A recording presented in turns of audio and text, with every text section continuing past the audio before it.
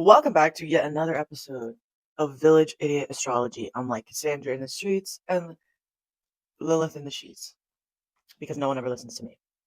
Just curse discreet, headless. Anyway, today we're here with my very first ever subscriber request. Yeah. So shout out to you, viewer, who commented and asked me for this. I can't believe it. I've been screaming into the void like Yuta from Jujutsu Kaisen for so long. And finally, the void answered back. It's been so amazing here. Now, this viewer, who I respect and appreciate so much, when they sent in the request, they sent a two-prong request. Said that they also wanted me to do Leighton Meester and Leighton Meester's partner, which, first of all, I didn't even know Leighton Meester was partnered up, so I can't wait to do that. Little Miss Good Girls Gone Bad. Boy, you're dangerous. Yeah, you're the guy. Are you joking? Of course. So that's next up on the docket. And then I have another subscriber request after that. So I'm feeling amazing actually right now. Like this is going really great. Like people are like I was yelling into the void started yelling back, and now we're having a conversation. Now I'm tweeting at birds in a parking lot on a Wednesday night.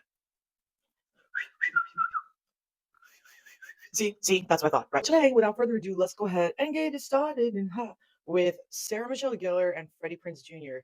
Now, amazingly, with my handy dandy, you know what's coming. Apple pencil. SpongeBob reference.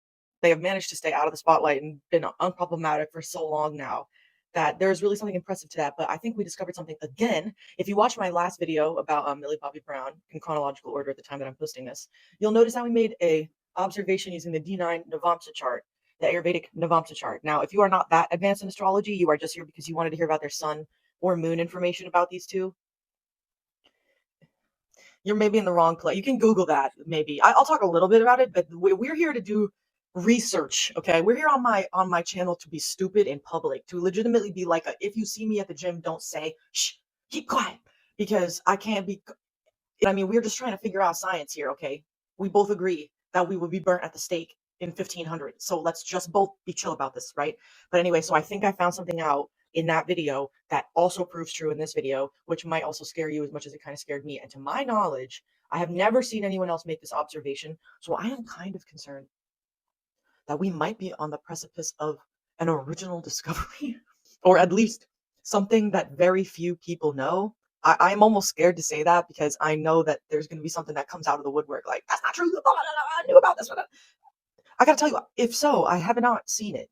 And at least maybe with this, we can start to talk about it, because I will tell you now, 3 is a pattern, and this would be the third time that it has now hit exacts. And I will start this by doing that. Before I get into Synastry or anything like that, I want to get into the D9 chart because I almost want to force my audience to watch it so that we can talk about it, because I'm curating an intelligent audience, especially people that are interested in looking at the furtherment of astrology versus like pop astrology.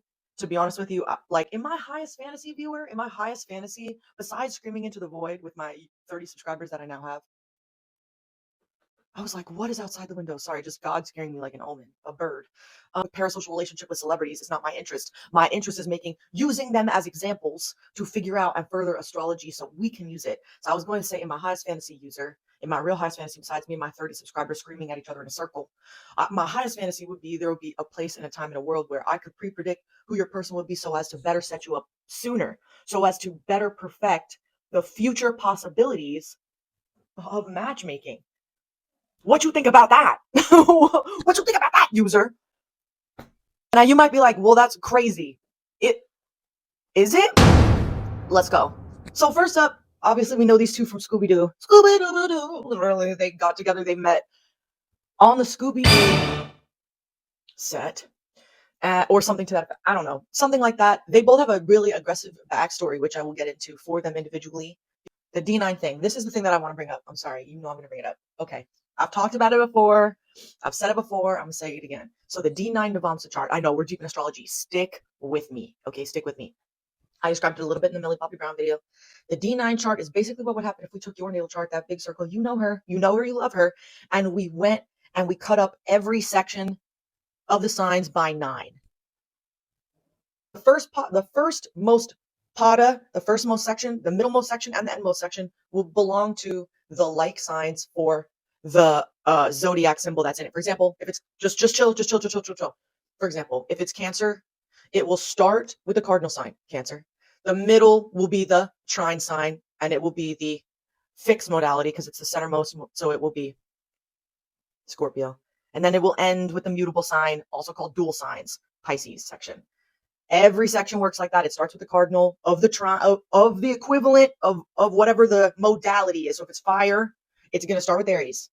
So if it's Leo, it's going to start with Aries. If it's Aries, it's going to start with Aries. If it's Sag, it's going to start with Aries. If it's Cancer, it's going to start with Cancer. If it's Pisces, it's going to start with Cancer. You see what I'm saying? No matter what it is, it's going to start with that. That's the D9 chart. And it cuts it up. You will not be tested on this. You will not be tested on this. Just listen. We have recently made a discovery using this. We think we're making this. Let's see if we. Here's the thing. In traditional Jyotish astrology, Ayurvedic astrology, Indian astrology, original astrology, yes, it's older than Christianity. Yes, shoot me with your big gun. Shoot me with your big gun. We are trying to push humanity forward because in my highest ideal, we will talk about this, make some discoveries, and then you will tell your friends, and then we will all figure out that astrology is real together as a society in the next 20 years. But it's okay if it's not yet. You're a little ahead of the curve if you're watching this. It's okay. Stick with me. So the idea for us right now is that the 7th house belongs to the first marriage partner. The 7th house. I think it's a little strange to admit that in astrology, they do acknowledge the actual marriage rite. R-I-T-E, marriage rite. It does come up. You have to actually have gotten legally binding married for you to be the 7th house first marriage partner. I know. But it's weird to think that astrology, the stars acknowledge the legal binding contract on Earth, but they do. Let's go. Here we are, D9 chart, the Navamsa. We've cut up the big charts into the sections, so we're getting the very specific extra flavor of the signs in the signs they belong to, cut up by the padas they are in the signs they were in the natal. They are now in the flavor town chart. They are in the section of the flavor than what they were in D1. Okay. This is him. Okay. This is bro. Okay. All right. You're with me. Okay. His first marriage house, 7th house, is Sag. I don't know, I'm so nervous. I'm like so nervous. Okay, Sag is only ruled by one planet, Jupiter. Jupiter is in Maharani. Someone on Tumblr had the nerve to actually write that the nakshastras don't matter in the D9. I beg to differ with this and with everything else that I've proven so far in the videos that I've seen. But to my knowledge, I might be among the first people to be making this discovery. So I'm kind of scared of what that means. So I'm kind of nervous even to say that, because if this turns out to be false, I'm a village idiot. I'm a village idiot. I want you to know we're all learning here, but this is just something I've noticed. I'm serious. Don't shoot me with your big gun. Or do, and I'll die, and then I'll admit I was wrong, and we'll keep studying. I don't know. Okay. Jupiter is here in Maharani. Okay, that's the indicator of the first spouse. I have found so far that 7th house placement is like almost an exacting conjunction placement to a placement belonging to the first marriage partner, the spouse. Okay, if you look, she has Sun conjunction Maharani. So you're getting that.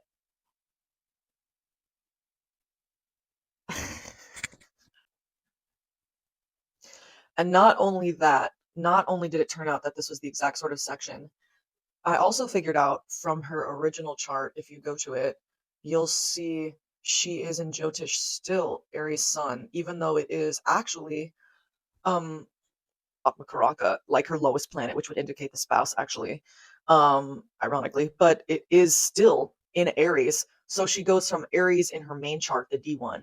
That's here. That's the natal chart for those of you who need more help. So as in, this is like actually what she is. So if we were to look, you would see in Western astrology, I have that right here. She is an Aries sun, et voila. She is a Pisces moon. We're not sure of the time, so we don't know her ascendancy. Jupiter, Lilith, Mercury degrees, Aries, a Pisces sun, Aries degree. So this is Pisces. She also has K2 on Sun. So previous life energy is very much that she was already famous or well known.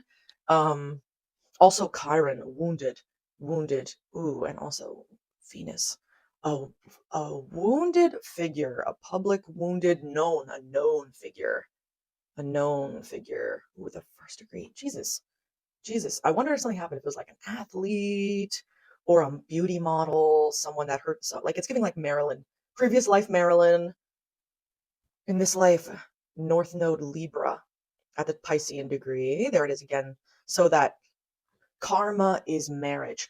But we have to be worried sometimes when we see that North Node in like 7th house, even though North Node in Libra in a lot of ways can indicate the point for a person is to be married, that they have to be married, that the karma involves marriage or partnership of some sort. Rahu and Ketu are known traditionally to be the head and tail of the dragon. I kind of feel like they're both heads of the dragon in different directions. They're sort of the previous life and the future life, what one wants and hasn't achieved, and what one has had.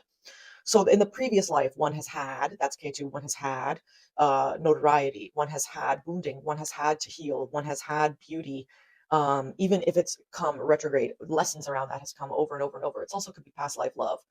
Okay, so you're seeing that now. The sun being a malefic. I wonder if it was like past life, a past life love that wounded, a past life love that wounded and was too me focused. I wonder if, you know what it gives? It gives something like, I'll give you a scenario. I'll give you a scenario that I'm just feeling that it would give this energy. Would be that in a previous life, you couldn't spend time with your partner because you are a big famous politician, or you are a beauty mogul. So every time, and actually it ended up frustrating your partner and drove you to a part, even though your partner was your soulmate, because they always came second to your work.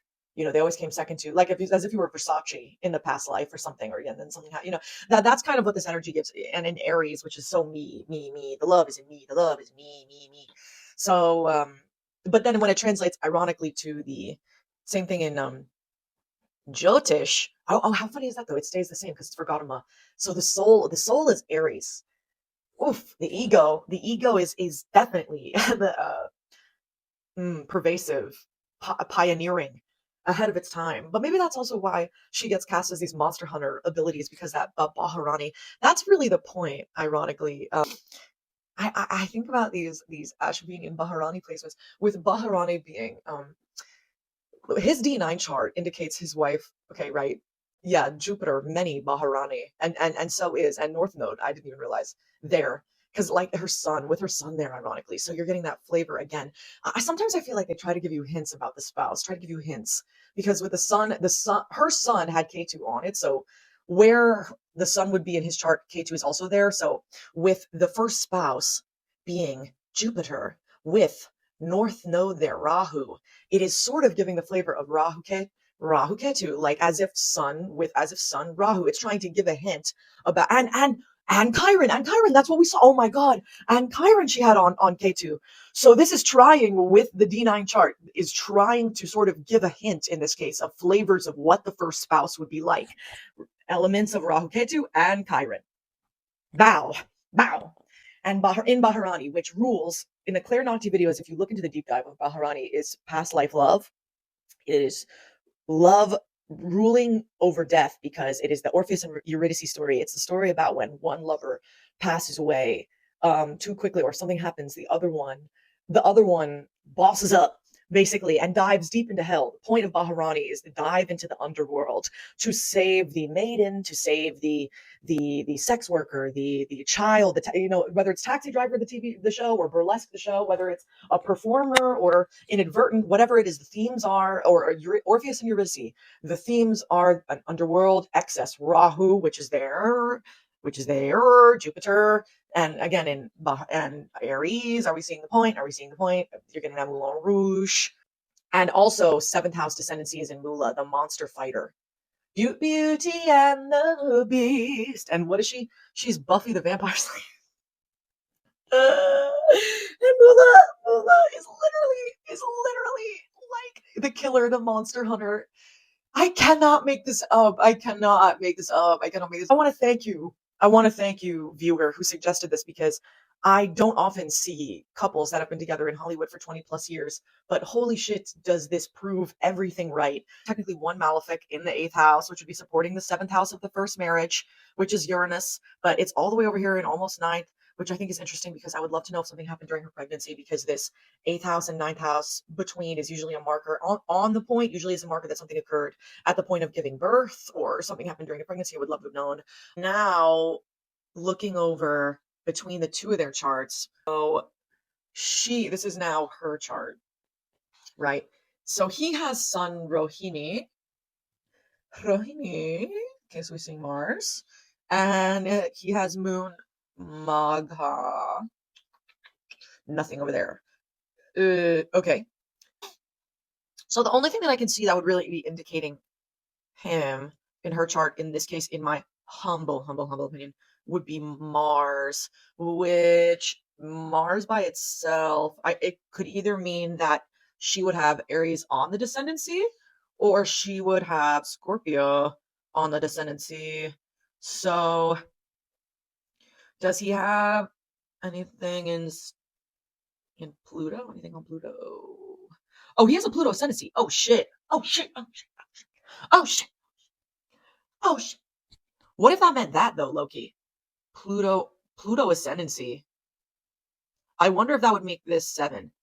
Oh, which would put Saturn in the 7th, which was and would put Venus in the 8th. That makes so much sense. That makes so much sense because then it would be the long-lasting marriage, Saturn, one marriage, long-lasting, Scorpio, a lot of money, which made sense because they had already been through so much by the time that they had met each other. They'd both already lost their fathers. There was like, and ironically, if you look at their individual charts, there's like a curse around siblings. But if you look, they like both don't really have any siblings, which I think is so ironic because I'm like, right.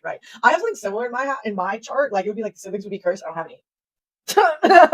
Crisis averted. But ironically, I think it ended up taking out itself in other ways, and did in my life as well, because it didn't end up hitting a sibling in my own life. It ended up taking out some of that crazy energy on my dad. And same exact situation with these two. I did not even know he's a Nepo baby, which I think is interesting. I did not realize that. But his father was a major comedian and actually passed away at the age of 22, so died like super young, which explains this Pluto ascendancy. I want to go to his chart really quick because we have his ascendancy. He looks so cute here, isn't he? So hot. Literally, what a guy.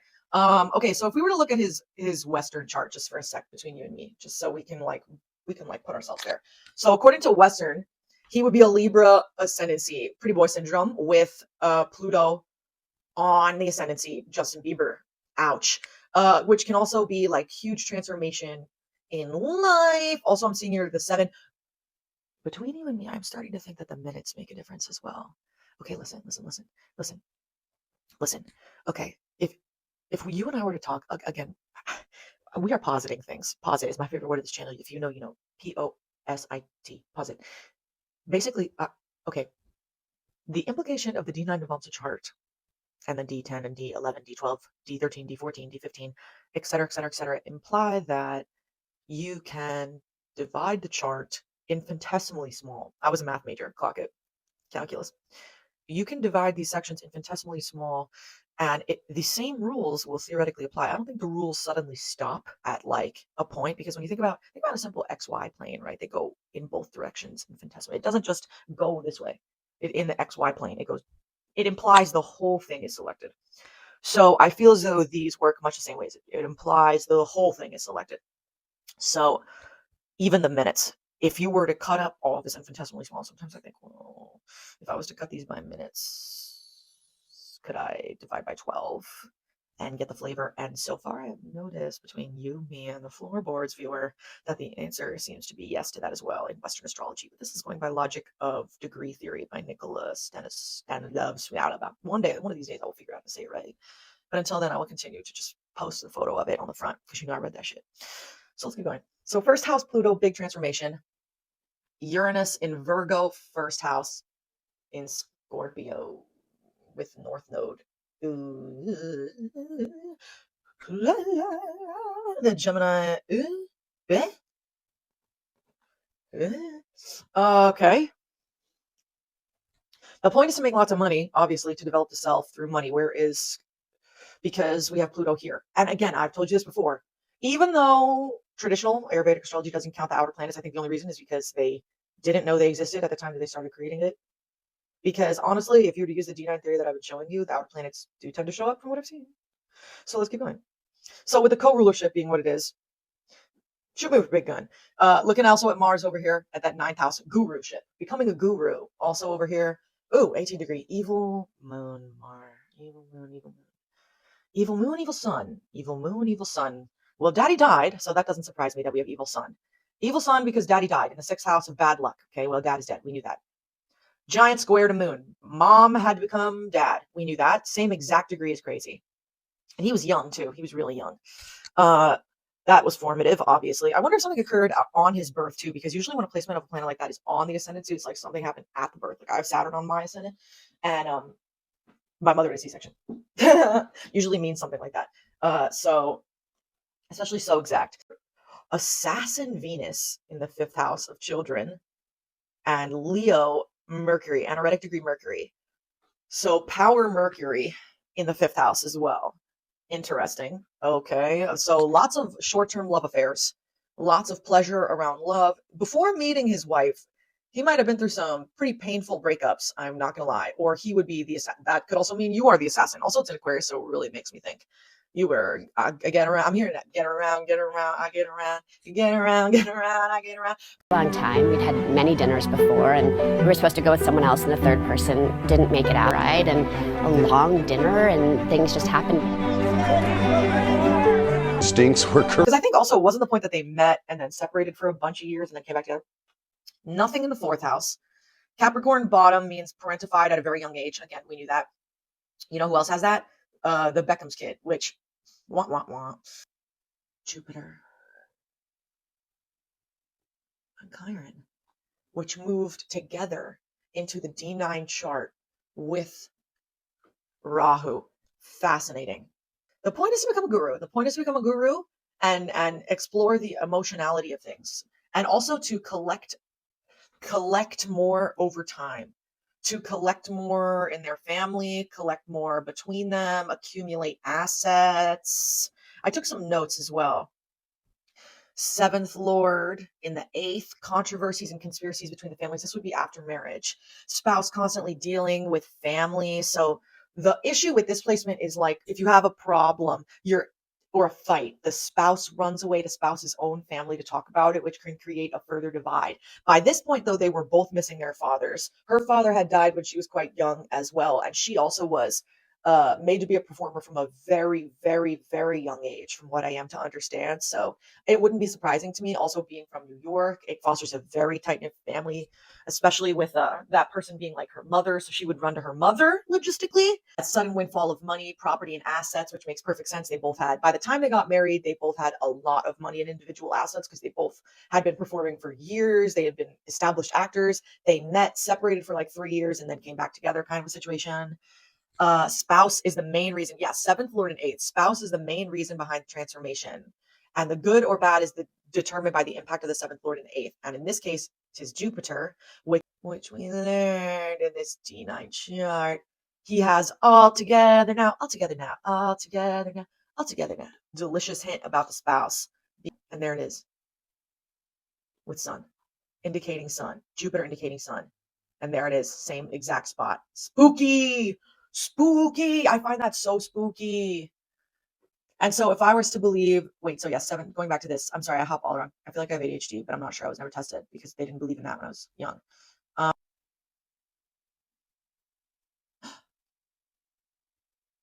And that would put her Taurus in first, the 1st house would put, I often find that it indicates, the D9 charts indicate each other.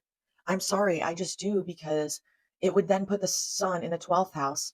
And his D9 chart has Sun in the 12th house. I have found that the D9 charts indicate each other. Some other points. The 6th Lord in the 11th, because I wanted to talk more about the father, because we know that the father is dead, and the father in this case being indicated by Sun.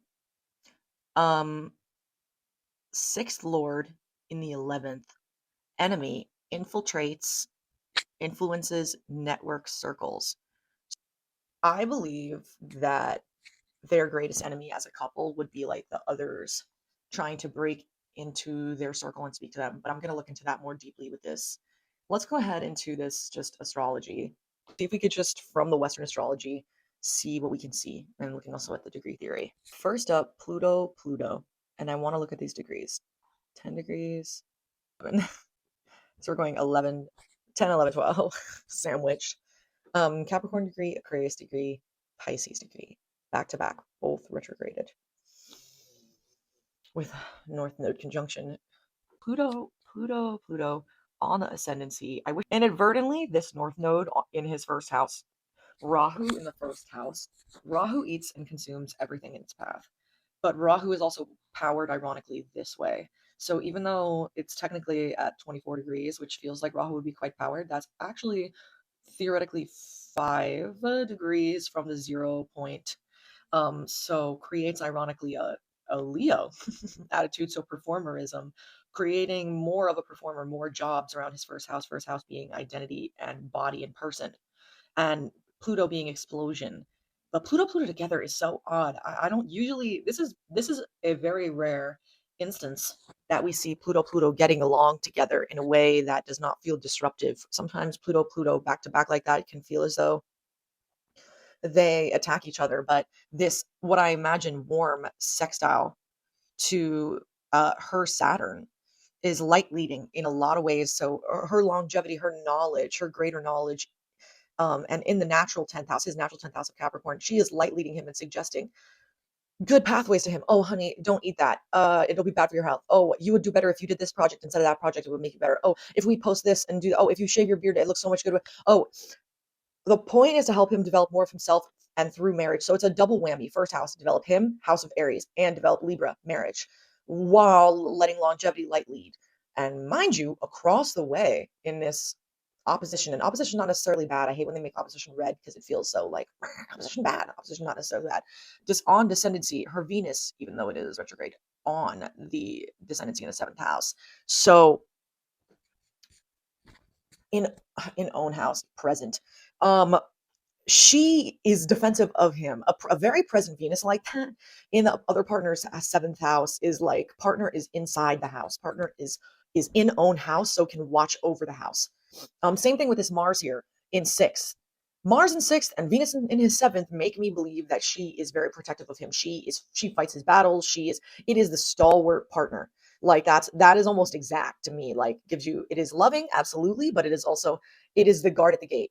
It is the guard at the gate in both cases. She's probably very stubborn and thinks she knows best about a lot of things, especially, yep, I was about to say if Saturn is connected, which it is. Look at that big fat trine to Saturn. So in addition, the love over time is featured to be better. I love that.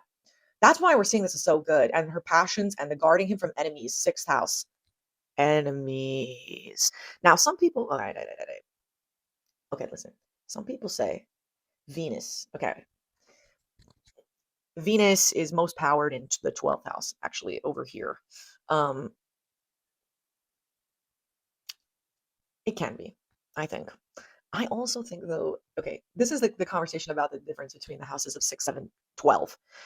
Some people say 7th house, house of open enemies. 6th house, house of secret enemies. Some people say house of 6th house, open enemies. 12th house, secret enemies. Enemies. Point being the enemies. Okay, enemies. Got a lot of enemies. Got a lot of people trying to drain you of your energy, quite literally. So this 6th house placement to me is I found it's open enemies. It's just enemies, bro. People that hate you. Like people who hate you for no reason, people coming up against you. And in this case, daddy wasn't here now. Daddy's literally gone. And with Mars in Mars's happiness house, Mars will create enemies, but Mars will always defeat enemy, is the idea. Mars, if he was not equipped to defeat his own enemies, but Sun is in that house, even though the rulership is Jupiter, but Jupiter's in 7th, which makes me even more believe either wife is open enemy or wife is taking care of enemies, which I really think is more likely. Also because we have here the other rulership of this enemies would be Neptune in 3rd, which again would be siblings. They no siblings for him. So instead it became father for them both, ironically, because her son is here too. Enemies. So yeah. So she protects against the hurt of that too, or people trying to use him or whatnot. But they gained a lot through marriage. A lot. Venus here, that gain through marriage, that material gain, Jupiter. Now, sometimes Jupiter in the 7th house can refer, this is a good example of when Jupiter in 7th does not mean multiple marriages. It just means one marriage. You see, look, because it would be quite scary if you were to look at it alone. You see Jupiter, Chiron, and Lilith giving you very much ruh-roh. Are the partners going to break away? No. In this case, the partner is being represented by a Lilith energy descendancy. The partner is Lilithian, quite literally. His Lilith is by South Node. Oh, wait, and Ketu. Ketu by South Node, that's past life love. Broke away. Pain. A lot of pain. So much pain from this past life. This is a really karmic past life. And so is, because when we say it's Venus Ketu, you really get that past life, Howie, energy, past life love, truly. And that retrograde in both means you have to keep learning these lessons over and over. Ketu can mean like Ketu across seventh, a lot of people from other ethnicities, other countries, other backstories, creeds, religions, all different types, shapes, whatnot. It can also be like astrologer, banker. It's like weird energy here with Jupiter. That is an explosion of self and a wound. Yeah, and Lilith, truly a breaking away from this past life. Truly this wound that needed healing. And then Ketu in eighth as well.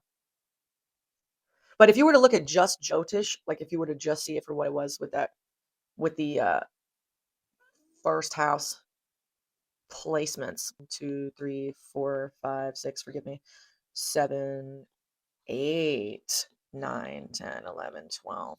So actually seventh would have nothing, T, and eighth has Ketu and Jupiter. Ooh, assassin Ketu. Yeah, that's like more problems after marriage. A lot of money in marriage, a lot of money from marriage, but that Ketu there, they would seek to be gurus post marriage. It would be really important that they become guru like and stay humble, which I think they have managed to do as well. Moon in the ninth house, is quite a guru of himself as well. He would develop the ability to be quite guru like himself. With Mars, they're pursuing passions, but it's also quite tied to sexuality. Jupiter, mini Jupiter, in on the MC in Cancer. So that would play out across Gemini and Cancer together. So getting that multimedia parent, the parent who's known in media, that makes perfect sense to me. Saturn, 10th house, both of them across, which is giving you that their work develops over time, especially with each Saturn return. The older they get, it's like fine wine. They're appreciated more the older they get, which is so true. Neptune in third, weird relationships with the people around them in Sag, whether that means that they've had friends become too parasocial to them, siblings become too parasocial to them, aunts, uncles, cousins, neighbors. People try to get in their business that shouldn't, but they develop their weirdness together, their money together, assets, accumulation, development of the Nepoism of the family. Like for him, for example, ironically, the North Node with Uranus usually means that there's more to come, like the upheaval is part of their life, Saturn-based upheaval. I wonder if something more will occur as their children get older, in a great wide trine to Sun, Mars, Moon. They both have Moon, Mars in own chart. How ironic, this kind of Aries Moon energy, even though it's in placements that shouldn't like each other. They should be square, but is in this case playing out in such a way that it's playing like energy, because Aries likes Pisces and Aries likes Gemini. So it's working out both ways that they're like Aries, Pisces, Aries, Gemini. Very, very interesting.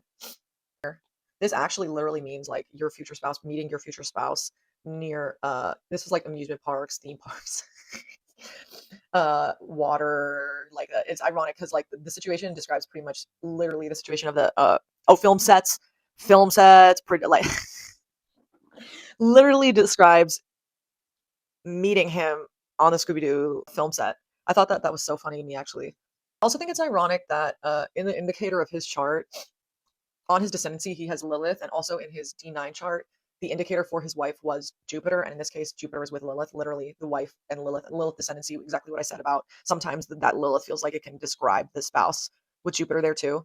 Quite literally seventh house, and you're getting that. I think that's very interesting. Asteroids. Ironically, this is one of those charts, I think this is quite interesting. This is one of those charts that does not follow the Juno conjunction rule or theory. No. Okay, some just interesting ones. Once again, I want you to ignore these like placements because these are not correct. They have a Nessus, his Mars conjunction, and then Groom Moon and the ninth.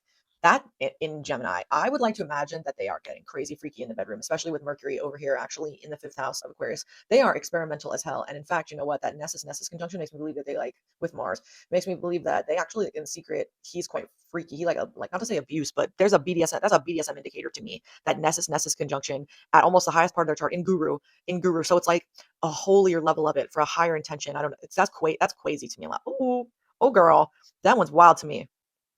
Boda is engagement, and Boda on South Node with Mercury. Again, this past life love energy, this past life love that I cannot ignore. And then she has it too in own chart, South Node, in the same conjunction, same sign, uh, South Node Venus with Sun, an important past life love as well. Oh, and look, and he has Boda Groom on Sun in own chart. Interesting. And she has Groom on his moon, so he feels like her husband, and he is the husband and marriage type, and her Mars is there, so activating like a sexual with moon. So actually he might feel that as well. Engagement to her might feel correct. Yeah, her union on his Venus and Mercury, lovely. Something, so they met under the circumstances of things being fun or short-term engagement and pleasure, and it turned into something different. Dejanira, though, on the IC kind of scares me. That kind of makes me like, why would the home and family be wounded? Does she have an issue around wounding around the family?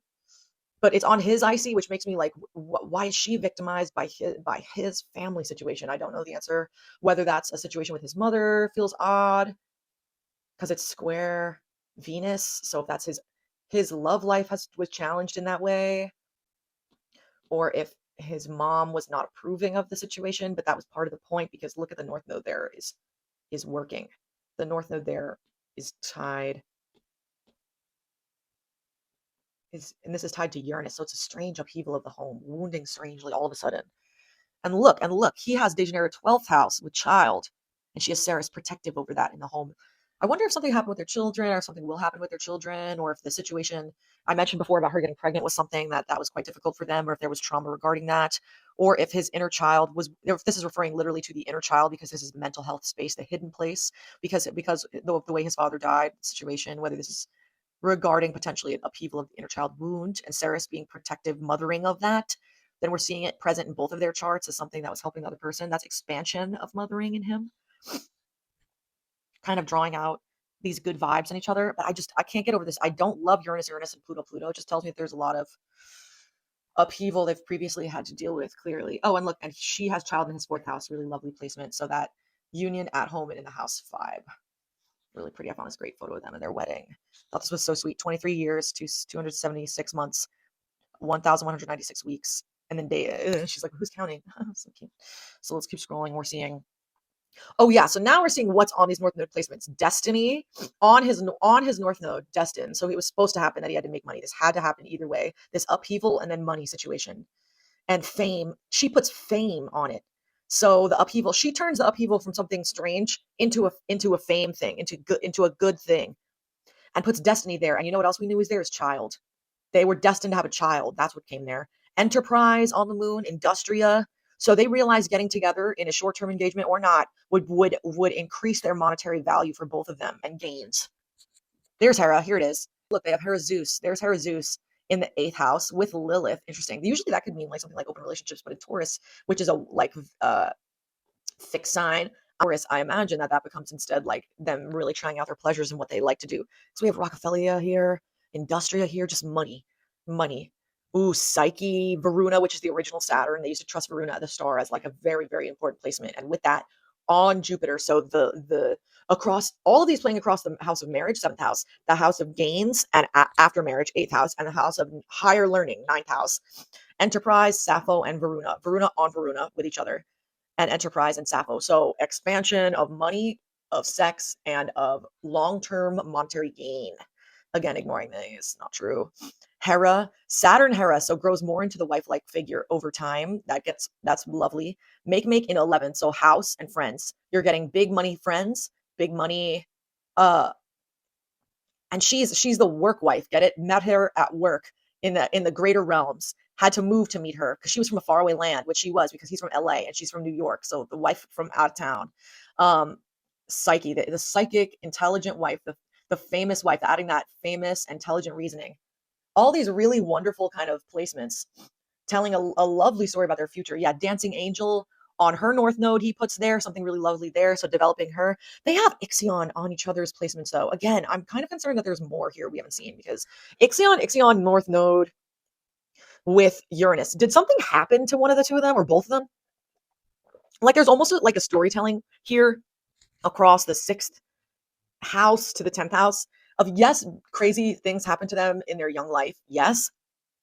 But this also kind of makes me feel as though they were used by guru figures in their life, people that should have been supportive to them, people that should have been figures, and they decided to protect each other. Sixth house guardian at the gate decided to protect each other to make sure that nobody else could use them that way again. Like, it's giving very much Me Too movement. Like, you know how a lot of those actors in that sort of time, if you were good looking, you were trafficked, basically. I've had it even happen to myself. Girl, why do you think I show up on here in glasses? Basically, like, the entertainment industry can be very, very, very dark, and if you've been in it a long time, people will try to take advantage of you, or you'll come across a situation that can be quite intense. So this makes me feel as though they banded together as a way to protect themselves from that. Um, and that's the destiny. Because, but also with Ixion here makes me like there's something else. There's something else here. There's like more to come. It is square Muse, so they were destined to become a big Muse. It's opposite Angel, Icarus in the seventh house, Musa and Chiron in the seventh house. Maybe, yeah, it's giving like other people were too invested, other people, secret enemies, things of that behind the scenes gossip, things of that nature were occurring. Also, clearly they were from Catholic lineage, also because it's dancing angel with these Archangel Michael, and angel placements are so present. I also think it's interesting he has Archangel Michael on IC, but so also Nemesis. She has Narcissus here, and we also know she also has Dejaneira here. And this is all at home. Michael Narcissus. And in the local community. So like as if there's someone in the community that they both fear. Someone, like, it's as if there's someone that they want to speak out against, but they can't. I don't know who this would be. And then Icarus in the fifth. Like, I wonder if something happened to the children, something happened when they were children, something happened in a previous small partnership. It's interesting. I don't know. I want to know what this Dejaneira Narcissus in the home is. If that's just wounding from the house, from the situation with your parents, what's happened to you previously. Is that what we're hearing, or is there more to come from Ixion? I would love to know. Let me know. What else? Other asteroids. Any we missed? Any we missed? Yeah, money. That money marriage is so crazy. Gold, talent, the explosion in talent, Anubis previous life energy, gold, money from other people. I wish I knew what her ascendancy was. I would love to know what the placements were in her chart. But it's very nice. It makes sense to have long-term marriage. There's a lot here that leads itself to long-term marriage. And just goes to show you also that just because you have Jupiter square Saturn in own chart in these placements doesn't necessarily mean that your marriage is going to be cursed. Her own Venus is tied, so that's a good sign for herself. Which is interesting. Archangel and Venus. Venus? Okay, I've been the Village Idiot. So hopefully if you watched this whole thing, thank you so much for watching. This probably added up, even though I recorded a bunch of this video, probably added up to not that much of a video at all. A very short video with some cool information about a Greek couple that seem to be doing well. Hopefully that Ixion placement doesn't play out in a crazy way, like a sudden upheaval that happens to the both of them. Hopefully that played out in their past and they both know exactly what that is referring to, especially because it's playing out in his money house. So that just refers to a giant amount of money that suddenly came from an overseas gig or something crazy happening to the two of them that suddenly separated them and put them apart, because sometimes that can happen, sort of thing. So, with Uranus, so maybe that. Hard to say. But other than that, really love the couple. You can see all these placements because of where they were ended up playing out in a positive manner. And we're also seeing, once again, from what we've seen, that D9 Navamsa, we are seeing that potential seventh house. We're gonna keep. I'm wondering if we're gonna keep seeing it. Is potentially plays out so that you could literally see within inches of the Nakshastra or conjunction of where the placements of the first spouse would be. We're gonna have to keep searching and finding out. But thank you so much for watching. I've been the Village Idiot. Please don't sue me. I don't know anything. I'm a moron, and I scream into the void. But thank you so much for following. If you enjoy this, please feel free to leave a like or a comment asking me for someone to analyze. If you'd like to give me a suggestion, I'll add to the list. Thank you so much, and hope to see you again real soon. Okay, bye.